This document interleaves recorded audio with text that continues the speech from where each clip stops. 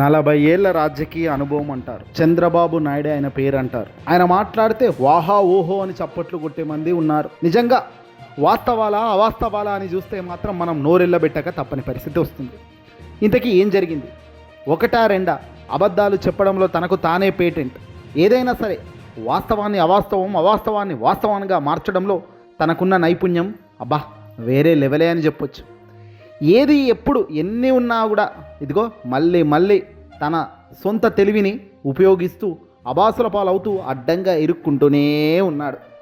ఇంతకీ ఈసారి ఏమన్నాడో చూస్తే నిజంగా మీరు కూడా షాక్ అవుతారు. ఏమన్నారు? ఒకసారి ముందుగా ఆయన ఏమన్నారో విన్నాం.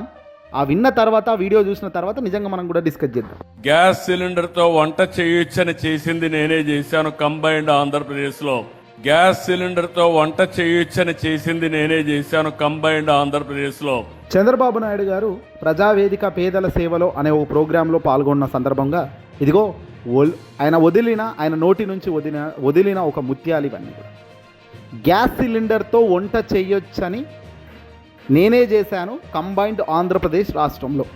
అంటే ఆంధ్రప్రదేశ్ తెలంగాణ విడిపోక ముందు రెండు కలిసి ఉన్నప్పుడు ఆంధ్రప్రదేశ్ రాష్ట్రంగా ఒక్కటిగా ఉన్నప్పుడు గ్యాస్ సిలిండర్తో వంట చేయొచ్చని కనిపెట్టింది బహుశా చంద్రబాబు నాయుడేనని స్వయంగా ముఖ్యమంత్రి స్థాయిలో కూటమి అధినేత చంద్రబాబు నాయుడు గారు, 40 ఏళ్ల సీనియర్, టీడీపీ పార్టీని పిల్లనిచ్చిన మామ నుంచి గుంజుకున్న వ్యక్తి ఇదిగో ఈ మాటలు ఇలాగా మాట్లాడుతున్నారు. నిజంగా నేను ఒక షాక్ అయ్యాను. నిజంగా నేను కూడా అనుకున్నాను, అవును కాబోలు చంద్రబాబు గారే కనిపెట్టారేమోలే అప్పట్లో అనుకుని నేను కూడా రీసెర్చ్ చేయడం కూడా మొదలుపెట్టాను. ఎవరు కనిపెట్టారు ఏంటి అంటే నిజంగా చంద్రబాబు చెప్పే ఈ అబద్ధాల వల్ల ఈ గ్యాస్ కనబెట్టిన వాళ్ళ పేర్లు మనం గుర్తు తెచ్చుకునే పరిస్థితి కూడా ఈరోజు వచ్చిందంటే నిజంగా ఇది కూడా సంతోషకరమైన అంశమే. ఇకపోతే ఈ రాజకీయాల కోసం, ప్రచారాల కోసం రాజకీయాల్లో ఎటు పడితే అటు మాట్లాడడం సాధ్యం కావచ్చు, కానీ ఈరోజు డిజిటల్ యుగం అనేది మనకు ఉండడం వల్ల వాస్తవాలను ఎంత ఈజీగా మనం పట్టుకోవచ్చు అనే దానికి కూడా మనకు యూజ్ అవుతుంది. ఇలాంటివి లేనప్పుడు వీళ్ళు చెప్పే మాటల వల్లే బహుశా వీళ్ళకు లబ్ధి కూడా చెందినదేమో గతంలో, అది వేరే విషయం. కానీ తాజాగా ఈ గ్యాస్ అనేది ఎవరు కనిపెట్టారు ఏంటి అనేది చూస్తే కనుక ఈ ద్రవరూప పెట్రోలియం గ్యాస్ను వంట కోసం వాడొచ్చునని 1910 ప్రాంతంలో అమెరికన్ శాస్త్రవేత్త గారు డాక్టర్ వాల్టర్ స్నిల్లింగ్ గారు దీన్ని ఆయన కనిపెట్టారని ఇక్కడ మనకు రీసెర్చ్లో తేలింది. భారతదేశంలో వాణిజ్యపరంగా గ్యాస్ సిలిండర్లు వాడకం 1955లో ముంబైలో మొదట ప్రారంభమైంది. అప్పటికి చంద్రబాబు నాయుడు గారు అసలు రాజకీయాల్లోనే లేరు. Very very clear. Chandrababu Naidu గారు ప్రస్తుతం సిలిండర్ నేనే అని చెప్తున్న ఈ వ్యక్తి అప్పటికి ఇంకా రాజకీయాల్లో లేరు. మరి చంద్రబాబు నాయుడు గారి పాత్ర ఏది లేదా ఇది అంటే ఆయన తర్వాత 1999లో ముఖ్యమంత్రిగా ఉన్నప్పుడు చంద్రబాబు నాయుడు గారు గ్రామీణ ప్రాంతాల్లోని పేద మహిళలకు, పొగాకు రైతులకు వంటగదులను అందించాలని పెద్ద ఎత్తున గ్యాస్ కనెక్షన్లను పంపిణీ చేశారు. ఆ సమయంలో గ్యాస్ వాడకంపై ప్రజల్లో అవగాహన కల్పించడంలో ఆయన ప్రభుత్వంలో ఉన్నప్పుడు కొద్దో గొప్ప దాని మీద అవగాహన పెంచారు. కానీ ఇప్పుడు ఏకంగా గ్యాస్ సిలిండర్ ఎలా వాడాలో, సిలిండర్కు గ్యాస్ కనెక్షన్ ఇస్తే మంట వస్తుందా, మంట ద్వారా వంట చేసుకోమని బహుశా నేనే చెప్పాను అని చెప్పే పరిస్థితి వచ్చిందంటే ఎటు పడితే అటు మనుషులను ఆగం చేసే ప్రచారాలు కావా ఇవి? రాజకీయ నాయకులు తాము చేసిన అభివృద్ధిని చాటి చెప్పుకోవడంలో తప్పులేదు.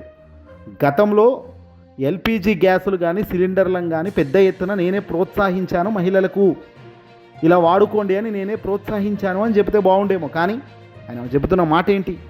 నేనే తీసుకొచ్చా గ్యాస్ సిలిండర్తో వంట చేయొచ్చని నేనే చెప్పాను అంటే నువ్వు ఎందుకు ఈ అబద్ధం? అంటే రాజకీయాలను కూడా బహుశా దేవుడికి నువ్వే చెప్తున్నావా? రాజకీయాలు కూడా ఇలా పెడితే రాజకీయాలు ఉంటాయి, ఆ రాజకీయాల ద్వారా ప్రభుత్వాలు ఉంటాయి, ప్రభుత్వాల ద్వారా ప్రజలు ఉంటారు, ప్రజల ద్వారా బహుశా మనగడ ఉంటుందని బహుశా భగవంతుడు కూడా ఇలాంటి డిజైన్, ఇలాంటి ఆల్గరిథం ఇవ్వమని బహుశా మీరే చెప్పినారా? అంటే మాటలు మాట్లాడితే అబద్ధాలు నిజంగా గుర్తించలేనంత స్థాయిలో కనుక ఈరోజు సాంకేతికత ఉండలేకపోతే, లేదు అనుకుంటే నిజంగా మీరు చెప్పే మాటలు ఎటువైపు వెళ్తాయి? ఈరోజు సాంకేతిక అంశాలు మా ముందు కూడా కనబడతాయి. దొంగెవడు దొరయడు అనేది సెకండ్స్లో పట్టుకునే పరిస్థితి ఈరోజు టెక్నాలజీ పరంగా మనం కళ్ళ ముందు కదులాడుతున్న ఈ తరుణంలో కూడా మీరు పాత మాదిరిగా మాటలు మాట్లాడితే నా అబాసుల పాలవుతారు, నవ్వుల పాలవుతారు అంటే ఇందుకే కదా చంద్రబాబు నాయుడు గారికి ఎలాంటి సంబంధం లేని అంశాలను వేలు పెట్టి ఆ వేలు గ్యాస్ సిలిండర్లు నేనే కనబెట్టా. ఇంకేమంటారు? సెల్ ఫోన్ కనబెట్టిందే నేను. ఇది ఒకసారి ఇది కూడా చూడండి, మీరు ఏమన్నారు? సెల్ఫీ తీసుకోవాలని ఫోన్ తీసుకొచ్చి దానికి క్రేజీ పెరిగిపోయిందంటే ఆ సెల్ ఫోన్ వచ్చింది కాబట్టి ఆ సెల్ ఫోన్ కూడా నేనే తీసుకొచ్చా. ఆ విషయం కూడా మీరు గుర్తుపెట్టుకోవాలి.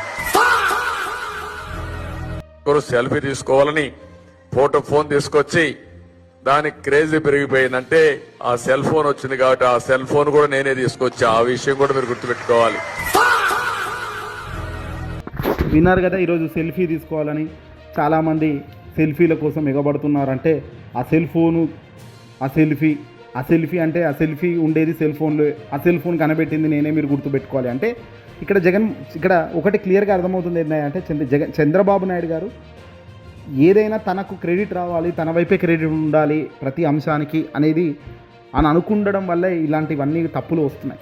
సెల్ ఫోన్కు సంబంధించి కూడా కనిపెట్టింది నేను తేవడం వల్ల ఈరోజు సెల్ ఫోన్లో మీరు బెగులుతున్నాను. బహుశా సెల్ ఫోన్ టెక్నాలజీకి కూడా బహుశా సెల్ ఫోన్ సృష్టించిన వాడికి నేనే ఫోన్లో చెప్పాను గతంలో. అప్పుడు అడిగాడు నన్ను ఎలా చేయాలి అంటే, ఇలా చేయి, సెల్ఫీ పెట్టుకుంటే అప్పుడు నీకు కూడా ఇంపార్టెంట్ ఉంటుంది, ఫేమస్ అవుతారు, మీ మొబైల్ సేల్స్ ఎక్కువ వెళ్తాయి, కెమెరా పెట్టండి అందులో, ఫొటోస్ పెట్టండి అందులో అని. బహుశా ఇవన్నీ కూడా పనికిమాలిన అంశాలు, పనికిమాలిన వ్యాఖ్యలు, పనికిమాలిన గేమ్స్.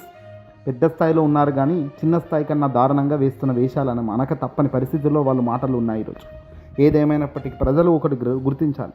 నిజంగా ఒక ప్రభుత్వంలో ఒక మనిషి మారితే, ఒక అధికారం అన్నది ఒక పార్టీ నుంచి మరో పార్టీకి జరిగితే అక్కడున్న లాభ నష్టాలు ఏమిటి?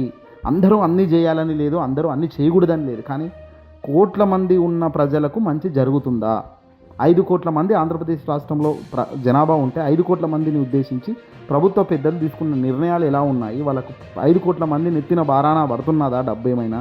లేదంటే ఎలాంటి ఫెసిలిటీస్, ఎలాంటి వెసులుబాటులతో ఈ ప్రభుత్వాలు నడుస్తున్నాయి? ఇవన్నీ కూడా మనం ఖచ్చితంగా అనాలిసిస్ చేసుకోలేకపోతే నష్టం రాబోయే తరాలకు విపరీతంగా ఉంటుందన్నది గ్రహించాలి.